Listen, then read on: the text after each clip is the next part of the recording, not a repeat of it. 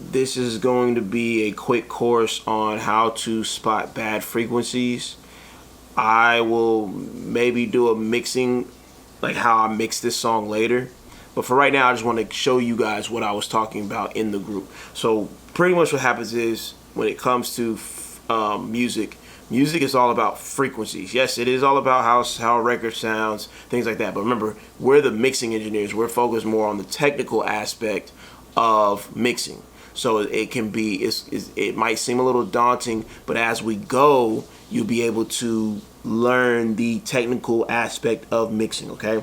So what you want to do is what we call a process of subtractive EQing. Subtractive EQing is where you take a band EQ, right? And that's going to be something that shows you like 1 band, 2 band, 4 band, 5 band, 7 band. I've even seen up to 10 band. And then when you get into your more, you can get into stuff like, let me find it real quick. You can get into your like more of your, where's it at? Oh dang, I can't find it. No, that's not what I want. Anyways, you can get into stuff where you're getting more deeper into the spectrum. That's going into more of your live sound engineering, where you'll see like a large piece of gear, and it has a lot of small little knobs that run up and down. Those can go from literally 0 hertz all the way up to, let's say, 30 kilohertz, right? Actually wish I could actually just find it real quick so you guys can see. Graphic EQ, that's what it's called. A graphic EQ. That's what I want, not that one. That one's not a good one. Here we go. Classic. Okay, so this would be the other end. So as you can see, it hits about 25 hertz all the way up to 20,000 hertz. This is what we call a graphic EQ. You can use that if you want. There's no issue. But what I found that if I use more than a 7 band EQ, then what's going to happen is I get overloaded and I overcompensate for my frequencies. So then I end up messing the mix up. So I like to keep it more simple. So this is a 7 band EQ. This is every DAW has a band EQ. Every DAW. This one is a 7 band. I use this one all the time. It's my preference. So what you're wanting to do when you're looking for bad frequencies, so say for example you're mixing a song and the artist only gave you the 2-track mix of the instrumental, right? So in that is a lot of problems, because to be honest with you, producers do not know how to mix music at all. Like they don't know how to mix beats. Like, don't get me wrong, you have those producers that are good enough to mix beats, but this is a different art. This is not just throwing sounds together and making a beat. You have to learn this art, just like you have to learn production, just like you have to learn recording. This art right here, if you as a producer, as a beat maker, can master the art of mixing your own beats, you'll make great instrumentals. You make your instrumentals sound amazing. So what happened is, because a producer doesn't know how to mix, they'll send you the 2-track.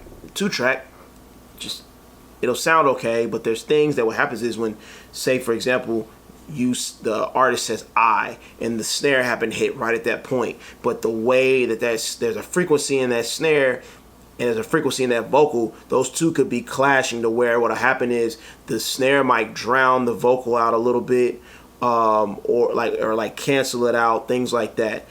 This is going to show you how to get rid of bad frequencies, whether it be with your S's. That's why I say my 3 most important things are frequencies, compression, and then de-essers. Why? Because if your S is too loud on a song, or chuzz or shuzz, that will ruin a song to me, is if that stuff is too loud.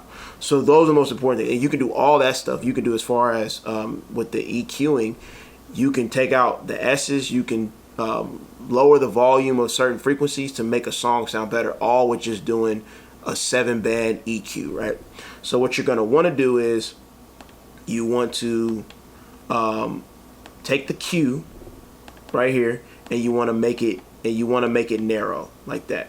All right, and then you take the gain and you turn the gain all the way up. Depending on what frequency you're looking for, that's where you're gonna move it to. So for example, say if I'm hearing this this sibilance in like, and it's just bothering me. I know sibilance is anywhere between 3K, which is going to be your chuz and your shuz, all the way up to 9K, even maybe up to 10, which is going to be your those hard S's, right?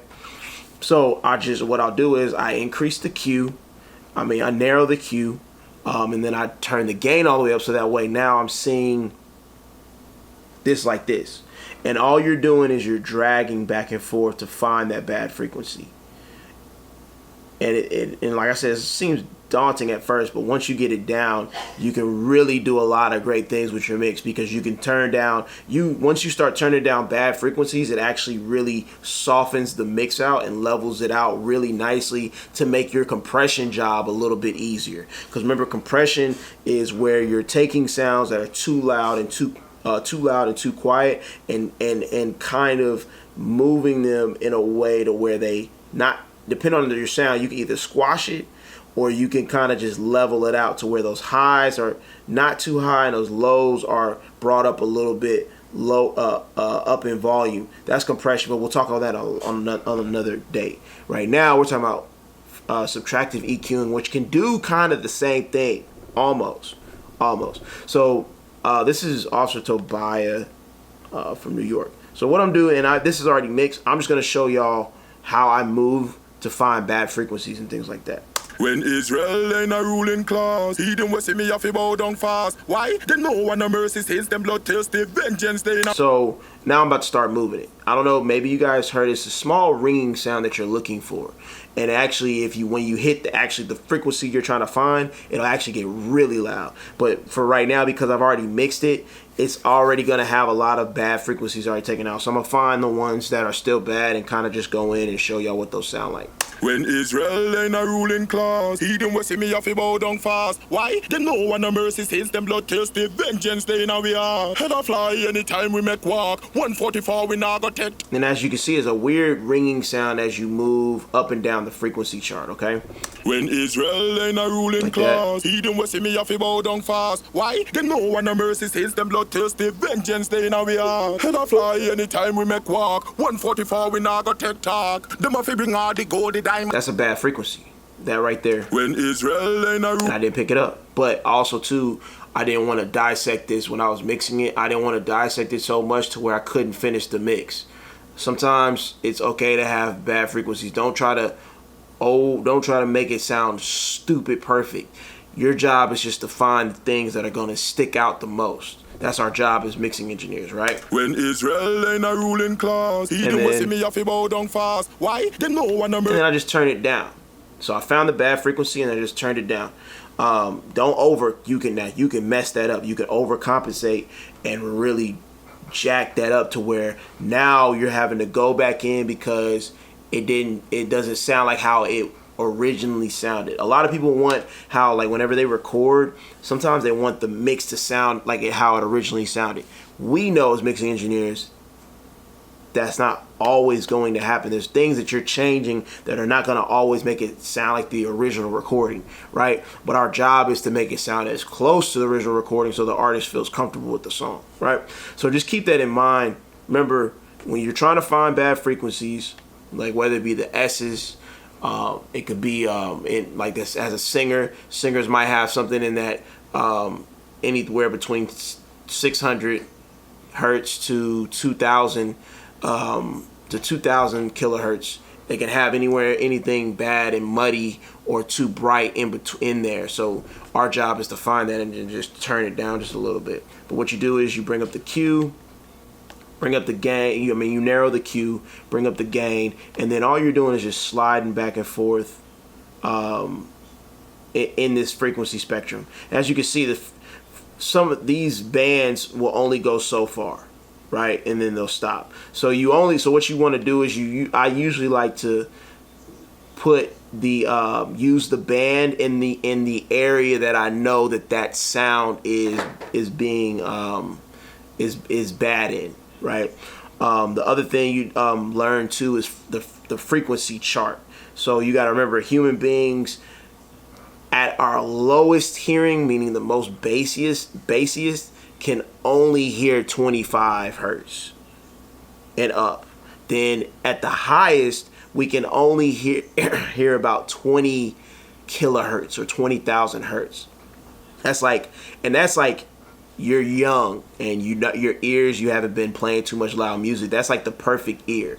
Most of us can't hear up to 20,000 hertz. Most of us can't hear below 30 hertz. Some of us can only hear so far, because as we grow older, your hearing begins to lessen, right? I believe like a dog whistle is like hitting upwards of like 25 to 28,000 hertz. That's why if you ever see a dog react to a dog whistle, you're hearing a certain frequency, but the dog is hearing further than yours. So you might hear a whistle and it doesn't bother you, but a dog's hearing this really, really high pitched whistle that only they can hear. Same thing with like a mosquito. The frequency chart for the sound of a mosquito is very high. That's why you'll hear like a buzzing, but really it's actually higher than what you're able to hear. You're just able to hear those lower notes of the of that mosquito buzz, right? Another way to practice hearing in frequencies is a signal generator. You get a signal generator, and that signal generator, it'll do that. This is how you can start to test your ears. There's also an app I'll post. It's called Sound Dracula or something like that. And literally it's a way for you as an engineer to go in and listen to frequencies, listen to pink noise, white noise. It'll also show you, like you play a song and it'll spike up in a certain frequency or in a certain dBs. And it'll actually help you train your ear to be able to hear that stuff. It's actually kind of cool and it's really cheap. But this is a signal generator. The signal generator will do things like this. And then so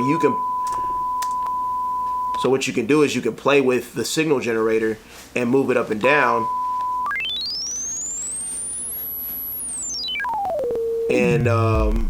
And test your hearing. So like for me,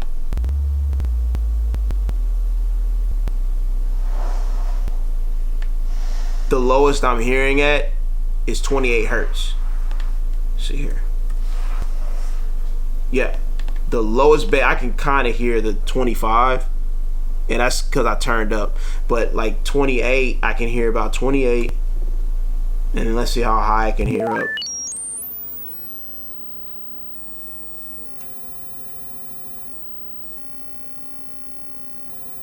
So I'm stopping around about 17,714 hertz. That's where the highest I can hear. My lowest is 28 hertz. The highest I can hear is 17,000. Remember, the older you get, the more it actually decreases. So if you're listening to music very loudly, but you want to be a great engineer, then don't listen to music very loudly. For example, I work in a warehouse. In the warehouse, for human beings, if you work in a warehouse that's a loud or any loud environment, if you're listening to a constant sound for more than 8 hours that's over 85 dBs, it will begin to damage your hearing. So when you're at work or like loud work environments, wear earplugs. That'll help give your ears a longer